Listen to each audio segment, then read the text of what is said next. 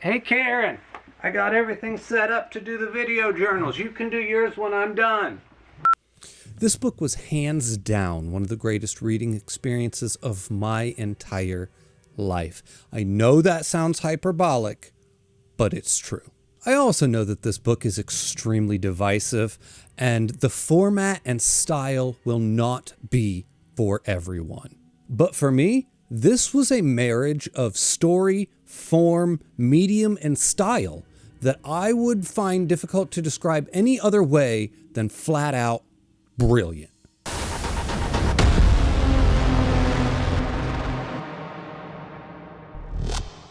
Now, House of Leaves is a book about a family that buys a house that turns out to be more than it appears at first glance.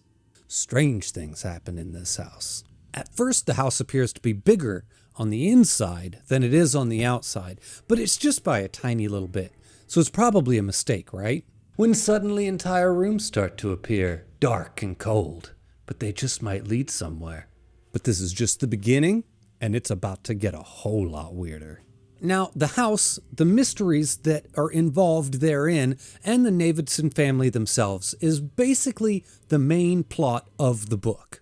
Navidson himself is a famous photographer and videographer, and he intends to document them on this journey of moving into this new phase of their life and this new house that they have. But this isn't how we experience the story. Because essentially, after all of the events of this story have actually already played out, and Karen has made her videos, and Navidson has made all of his videos, then there will be several interviews, etc. And then all of this information is going to be collected, organized, and categorized by a man named Zampano. The process of doing all of this, combined with the strangeness of the house and the strangeness of this mystery, will ultimately drive Zampano insane before he can complete his work.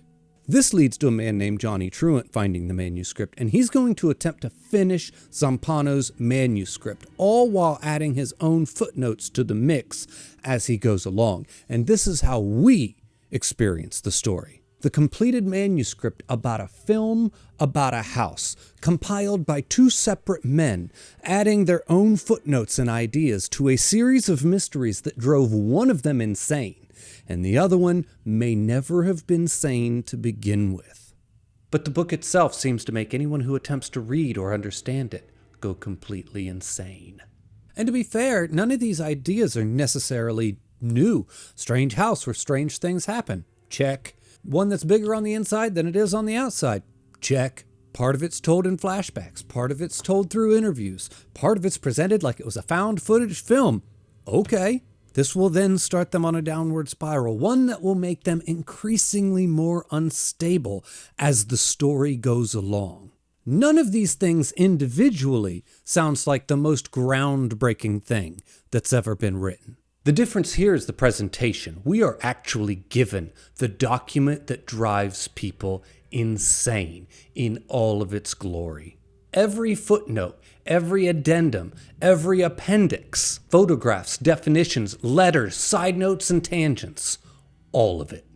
And you can make this reading experience as light or as in-depth as you want. You can read the main plot of the story, completely ignore the fact that there are these little numbers next to words at least 3 to 4 times on every single page. Those numbers then are going to refer you to the bottom of the page where you're going to find a footnote about whatever you had just read in the story. And the trick is, most of these are completely useless and pointless, either citing real life things or more often just citing made-up documents that only exist in the world of this book. But every once in a while, one of those footnotes at the bottom of the page is going to refer you to one of the appendices in the back of the book. And then that appendix in the back of the book is just going to provide you with just a little bit of added nuance to what you just experienced in the book. And you so easily can miss the added depth if you just happen to skip that particular footnote, or you were put off by the fact that the past 4 that you read literally were pointless. So why do I keep going down to the bottom of the page to check these footnotes? Because some of them aren't pointless, and some of them give you some type of added experience to reading this. One specific reference is actually going to lead you to the back of the book, where you will then read a series of letters from one of the main characters' mom. And this is 56 pages of letters that she wrote to him when she was in an insane asylum. And the added depth and complexity and understanding that you now have of one of the main characters would be completely impossible to be conveyed to you any other way. And you could have missed it just by skipping over that footnote. And I can say genuinely and honestly that you can't get this understanding from any other means, because later on in the story, he will explain to you the situation that his mom was in and everything like that, just in the text of the book, just in case you happen to miss that footnote or you didn't have the patience to go back there and read all 56 pages of these letters. But I can say the depth of understanding that you get from the letters, it pales in comparison to that little half a paragraph that you get later in the book, just in case you didn't read those letters. And this book is an experience start to finish, from the varying fonts and text sizes that vary wildly throughout, to the puzzle-like nature of the book itself, rotating it, turning it around, flipping it upside down, reading right to left, left to right, sometimes even bottom to top. You'll find yourself attempting to read entire passages that have been redacted, all while reading intertwining narratives that literally interrupt each other mid-sentence. And when the next one picks up, you won't even know what you're reading unless you have the patience to flip back 2 or even more pages sometimes to see exactly where that sentence left off, so this one makes sense. Literally making you feel like the one that's going insane, and that's the trick.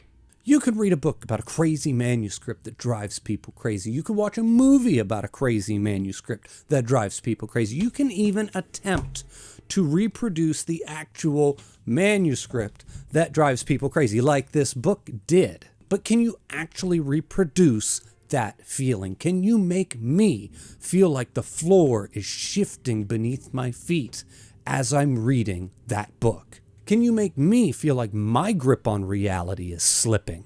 Can you get me so invested that I'm flipping back several pages just to get my bearings before I'm hurtling to the back of the book to see what's back there and then back again? This book does that, and it's magical. And then following the quasi-philosophical musings of an old man, which are constantly interrupted by the bombastic and frantic thoughts of a young, drug-addled mind. The mind of a man whose grasp on sanity was tenuous at best to begin with. And that's another thing. The voices of these characters are just so distinct. One character's young and one character's old, and both characters are written so differently, it's just utterly impressive that an author was able to create such diversity of writing in one book. Zampano reads as though he's genuinely educated and philosophical, while Johnny can be surprisingly poetic at times, and then other times just makes you kind of want to beat your head against the wall reading his sections. And that's just the two main characters that are putting together the book. That's not even including the entire host of characters that you're then going to get in all of the Navidson sections, from Navidson's drive to Karen's loneliness, and then everybody else that they bring into that house. And I haven't even talked about that house yet. The house with its mysterious corridors that appear out of nowhere, always dark, always cold, and mysterious chambers that lead to a circular staircase leading down. These strange new additions are so large that entire expeditions are orchestrated by Navidson and his friends, all while Karen just wants out. And I just cannot say enough about this section either. The tension between Navidson and Karen is palpable. The atmosphere of the house and everyone in it, or just the fear and the unease of everyone who enters the otherworldly chambers that appear.